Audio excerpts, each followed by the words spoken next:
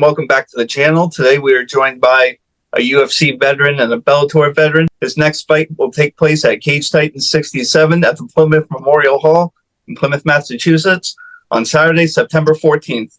The Joker himself, Mr. Jay Perrin. How you doing, brother? Nice to be here, bud. Thanks for having me. It's a pleasure, man. You're about 6 weeks out. How are you feeling? I feel great, man. I've been in the gym, you know what I mean? So it's not like I'm really entering a camp. I'm just kind of upping the intensity of certain things, and I feel good. I'm ready to go, you know. So it would be one thing if I had been like fat and lazy, but I've been preparing for the fall for a while. So it feels good to be in camp and like have that mentality about it. Who's helping you prepare right now? The whole Lozon crew right now. So we got, Peter Barrett's going to be helping me out. I got Joe in my corner. Just the entire, Lozon clan's helping me right now. Bunch of killers in New England. Yes, sir. And who's actually going to walk out with you on fight night? I'm not sure. I haven't figured that out yet. You know what I mean? I probably Joe Lozon will be in my corner. We'll see who's going to be. You know what I mean? We might have Randy Costa. He's a big training partner of mine. And then maybe me to Peter Barrett. Well, I usually don't pick my corners until like 3 weeks out, so I haven't figured that out quite yet. Understandable. And as you get through camp, like, is there anybody that helps you out with your nutrition? It's not that anybody like helps. So my girlfriend makes my meals. That kind of helps, I guess so. As far as that, I just follow like the diet plans that have worked for me. I'm pretty good about making weight. So, I've tweaked some things about a diet, and I follow, advice that I've gotten over time. So like the PI or, dietitians I worked with there, and then other people so I've kind of pieced together my own system for me to make weight. So it's very specific to me. Sure. So post UFC, like Trifecta doesn't get to like follow you guys. Is that only when you're there? No. That comes with the contract. Yes, sir. Yep. So post the fight with Chris McKetty, like, did you take anything away from that fight? Did you learn anything? Yeah, I mean, to be honest with you, I knew he was a really tough guy. He's a talented cat, you know what I mean? And I don't lose to people that are bad. I knew that fight would be hard. I wanted to challenge myself, especially at 45, to see if I really belonged there.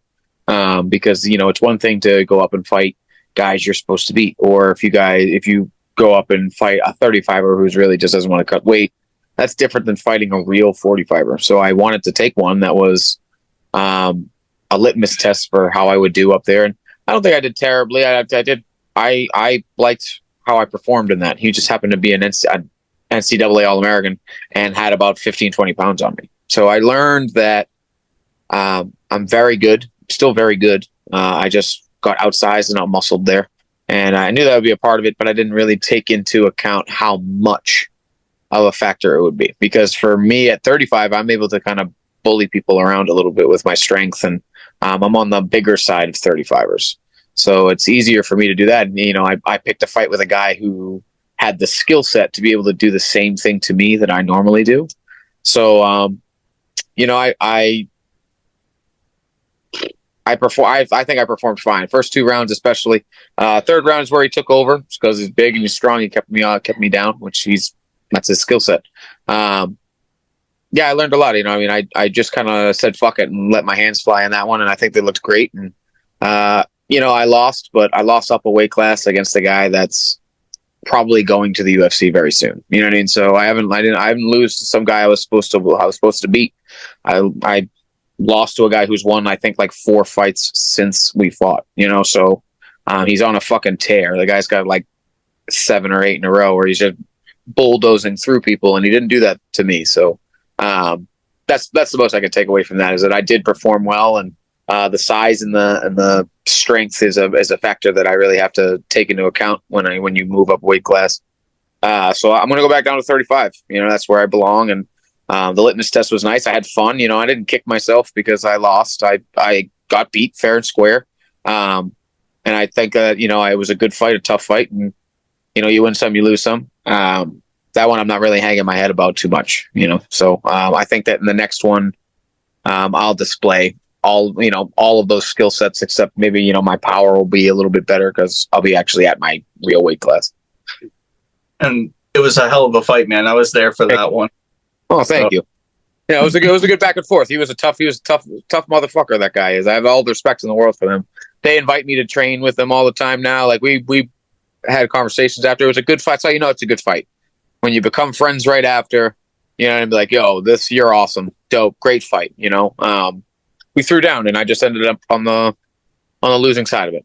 What can you do? So the next one, I'll be at my natural weight class. Yes, sir. And I don't think they've announced it yet, but you already got an opponent. I do indeed have an opponent, and I have the date. I will be fighting on September 14th. I can't say, who and what for and all that stuff, but I will be fighting back at 35. I do believe we're finalizing like the last details of who gets paid what and all that type of stuff. But yeah, in 6 weeks, you'll see me in the cage main event, co-main event, very possible. To be honest with you, with all of the great shows that Cage Titans has been putting on, my fight might not even be one of those things. You could have 2 bigger fights than the one that I'm in, which is entirely possible.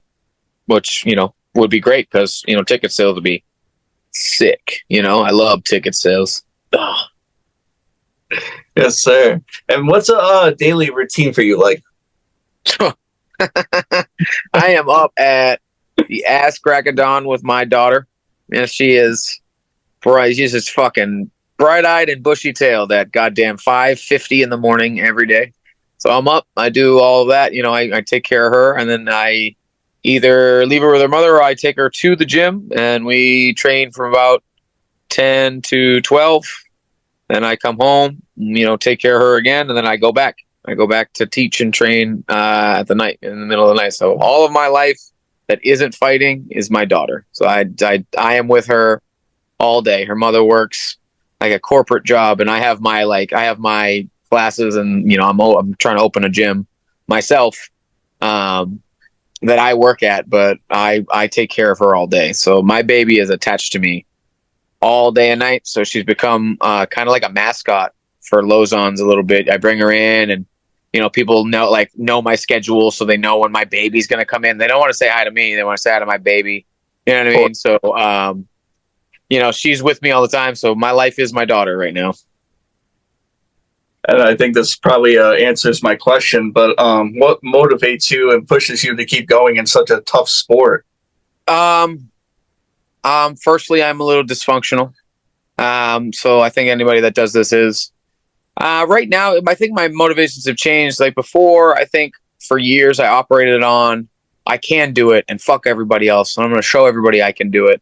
And I still have a little bit of that. My daughter's obviously a big driving force, not because it's like my daughter, I do this for her. It's just a constant reminder that if I want my daughter to fight for the things that she wants, then how could I possibly do that without giving it my best to do the same for mine? So, I might be down right now. I might be down for like an 8 count, but the last time that happened, I rattled off like 8 or 9 in a row, and I ended up back in the UFC. And so I'm really not worried about it. I think that she gives my life purpose beyond fighting, which gives me a little bit more freedom to not worry about losing so much. Like if I lose, whatever, man, I got to the show. You know what I mean? So like I got to the show and I put on good fights in the show. It's not like I didn't. I lost, but I did, 2 of those 3 fights. I'll say Raul rolled me, but I deserve that one. And the other 2 were really competitive. You know what I mean? The people that I fought were top 15 guys in the world. Like Mario Batista is going to fight Jose Aldo. Yeah. So if he beats Jose Aldo, I don't want to fucking hear it. You know what I mean? I don't want to hear it. And then Raul Rosas is going to be a top 15 guy in like 3 seconds. So, I got to the show. I think that if I don't win this, then I'm not going to.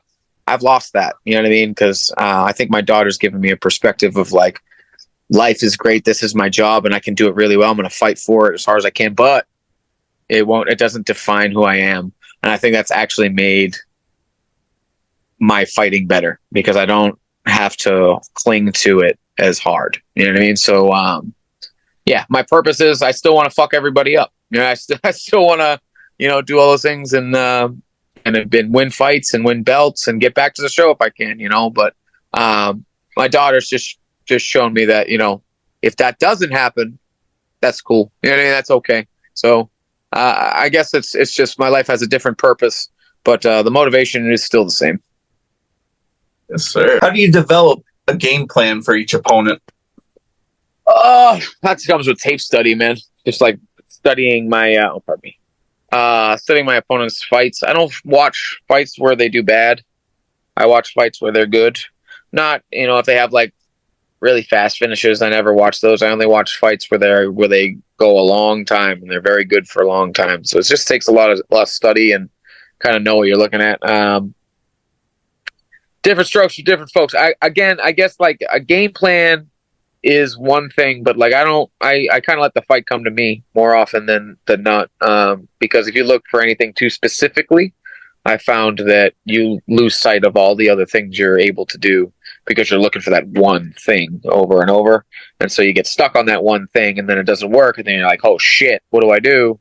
So I kind of make everything sharp all the time, and then kind of look at tendencies my opponent might have in certain spots and then make my reads from there. Like I know against the cage, he does this. I know once he switches his feet, what's going to come next. You know what I mean? Stuff like that. Like those are, I guess, the reads that I'm looking for. Other than that, it's not going to be like, we're going to do this, and then this is going to happen, and then we're going to do this, and this is. That's because none of that shit ever happens. That never happens in a fight. It never goes according to the plan that you have.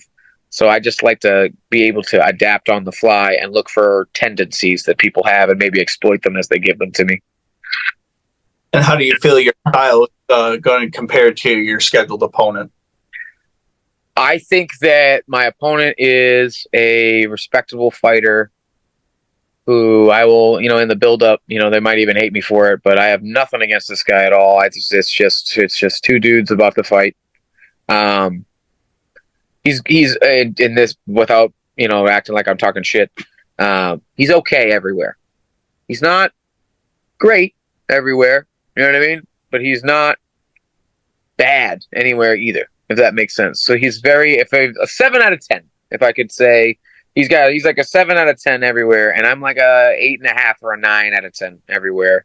So I think that he's well-rounded, you know what I mean? But I think for a guy who has as many fights as he does, he still does things that are very green. You know what I mean? That are very novice leveled, and things that are people that are good at making reads and adjusting are going to be able to see, and I think that I am one of them. So it's not that he's bad. It's just that he makes silly mistakes that you'd think a guy with his amount of experience would not make. That makes sense. Giving too much away, do you see any holes or areas in this game that you get advantage of? Tons of them. And I'm sure he thinks about that for me as well. But I think there's a ton more holes in his game than there are mine. And the ones that I have found are ones that I can really, really hurt them with. Just particularly me, not like their overall. What works for, he won his last fight, to be honest with you. He won his last fight very, in a good back and forth. And in that fight, he just made a lot of mistakes that I am going to easily find. I'm going to find them quick. I don't think he'll find them as quickly on mine. And I don't think that he has the sharp edge to strike when he's supposed to. You know what I mean? Hit the iron while it's hot type deal. Sir. And where did you get the nickname Joker? How did you get that? So the Joker isn't like something that I made up. I had, so my without giving a sob story about my life, my childhood was less than ideal. And so I just went through a lot in my head as a baby. Some bad things that happened to me as a kid. And so, everybody calls me crazy and stuff like that. And I had a mentor when I was about 13 or 14. I met him who became like an adopted father to me. And he gave me the call sign Joker because of my mental problems, my mental issues. And there's like a deeper story attached to that, but he passed away.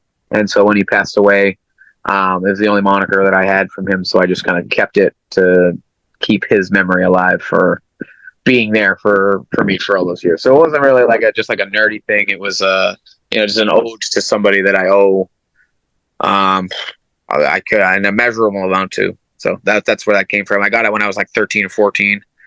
You can find it in my high school yearbooks. What's your name, Joker, JP, things like that. That happened decades ago, and I just didn't like the name Savage either. Didn't like people like Jay Savage Perrin. I'm like, I don't agree to this nickname. So the nickname came from my adopted dad or mentor. Well, that's an awesome memory, man, and a good story. Thank you. So what can the fans expect from you at the Plymouth Memorial Hall on the 14th of September? Man, I think it's after the last one and getting into a good old scrap. I think it's just good to let your hands fly and see who's the more polished person here. I'm not trying to shoot for a takedown if I don't need to.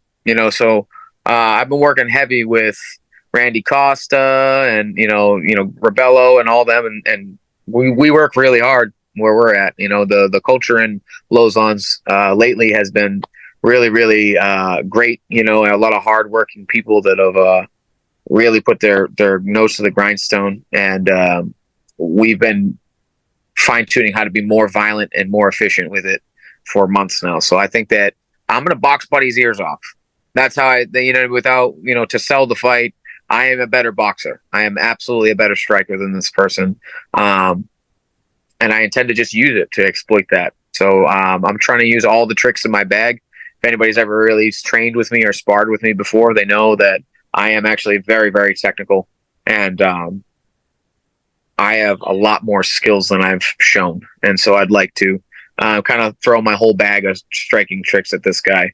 Because he's gonna give me a good challenge. So he deserves all of my tricks and my my secret techniques that no can defend. So I think that I want to be violent in this one. I want to throw elbows and knees and give it a show, because I think that oftentimes I'm so dominant when I do win that it gets boring. So I'd rather give the fans what they want and give you combination striking and point to the ground like Max Holloway and see who can get out of there alive. I'll freak out if I see you do that. I might do it. Last 10 seconds, you never know.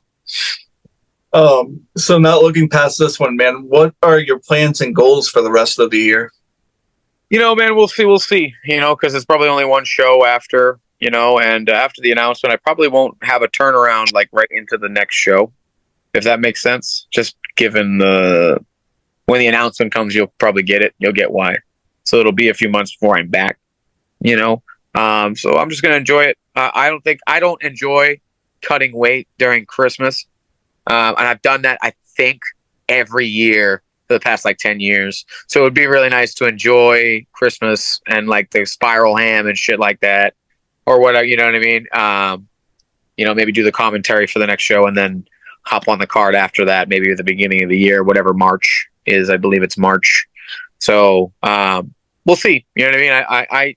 I don't like, the problem with me in my life is that I look too far ahead and it gives me anxiety. So I'm just working on the day I'm in. And after this fight, who the fuck knows? Who knows? I got to win it first. You know what I mean? I got to get there first and then win it. And then we can discuss what happens next, but if I get too ahead of myself, then I'm not looking at the person that's standing in front of me. And while I do believe this person isn't as good as me, it doesn't mean that they don't deserve the respect of my full and undivided attention. So that's what they're going to get. And so because I'm trying to just stick to that, I think that I'll give you the performance that I'm telling you I'm going to give you. Yes, sir. And come Sunday, you put in all the time, the hard work, everything. What's going to be your go-to post-fight cheat meal? Oh, damn. I don't have a post-fight one. I always get chicken parm as my fucking post-weigh-in one. Damn. It's usually pizza or ice cream, dude. I love Ben and Jerry's. It's actually honestly disgusting to watch me eat a Ben and Jerry's because I can eat it in about 10 minutes. One of those pints that big. 10 minutes. It's not even I'm not even breathing between. I'm just shoveling it in this circular motion, just over and over and over and over until it's gone. And then I hate myself when I hear the bottom of the spoon hit the scrape. So probably ice cream, but pizza, ice cream, I'm gonna smoke some weed, and then I'm gonna go to sleep in my very nice. Because people are like, "You want to go party after?" I'm like, "No, bro. It's kind of a fist fight. I want to go take a bath and go to sleep. That's what I want to do." So I'll probably eat ice cream and watch House and go to bed after. That's probably it. Fair enough, man. I think that's all I had for you today, Jay. Is there any, sponsors, socials, teammates you want to shout out before we go? Big thank you to, everybody at the Lozon crew, Randy Costa, Joe Lozon, Peter Barrett and all them. And, for all the help and everybody that at the gym that helps with my baby while I'm there. I don't have any sponsors. You know what I mean? I'm just here to fight. Nobody cares about little old me that way. If you want to find me on socials, you can find me at Instagram at @lastlaugh_Perrin. And that's where I'm at on Instagram. On Twitter, I think it's JokerGang_551. But if you'd like to follow me on Instagram, give me a follow, because Instagram keeps deleting all of my fucking profiles that make it to 10,000 followers. I should have like 27,000 followers, but every time I get to 11 or 10K, it fucking deletes my shit and won't let me have access to it. So please follow me on Instagram. That would be wonderful. All right, Jay, man. I look forward to seeing you perform on the 14th and good with the rest of camp. Thank you, man. I really appreciate it. Thank you for having me on. Of course. Have a great day. You too, brother.